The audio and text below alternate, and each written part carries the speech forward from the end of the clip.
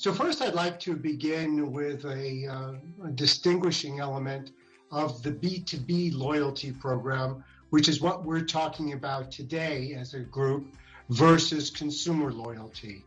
And I wish I could see you all, and I would ask for a show of hands how many of you are in loyalty programs, but I know they would all go up because the average household has 13 and a half loyalty programs that folks are involved in.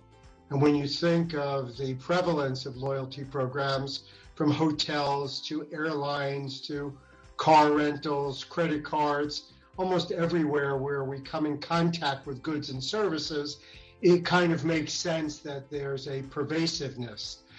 But most folks are just not as familiar with the fact that they exist on the B2B side, although they have been running very successfully for very many years and across marketplaces.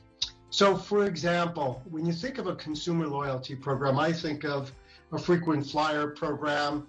I accumulate miles from my flights, they're in my account, and then one day I finally earn 25,000 miles and I go to redeem, and what happens? All of a sudden not available, or it's 65,000 miles, or it's been blacked out, or worse yet, somebody tells me that my miles have expired. So now in no way am I able to reap the value from the effort that I put in to an aligned purchase behavior. So if you think of the B2B loyalty experience, it is 180 degrees opposite to that. What do I mean by that? We want each customer, each participant in the program to be delighted by their journey and their interaction.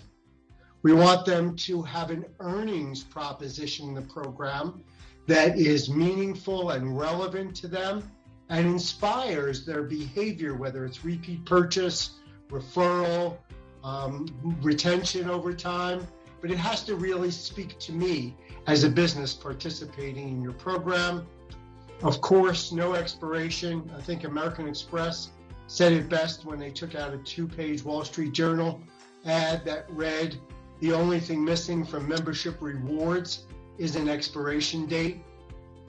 Of course, blackout periods are the bane of existence when it comes to loyalty.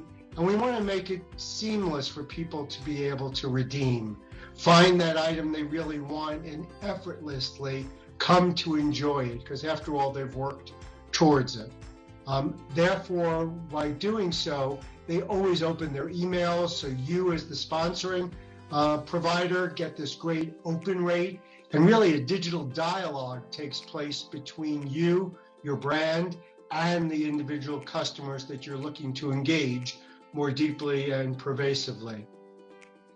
Referrals are a key piece of this. I'm going to go into it a little bit more later, but we certainly want that word of mouth because we know we live in a referral-centric society where if one customer steers a prospect to your brand, their proclivity to engage and follow that recommendation is infinitely higher than if they heard from a sales rep of yours or went to your website alone. And then lastly, from a retention perspective, we've got clients who are running these B2B loyalty programs for many years, each year delivering incremental results as it relates to all initiatives, e-commerce and omni-channel, and they describe it as building fences around their customers.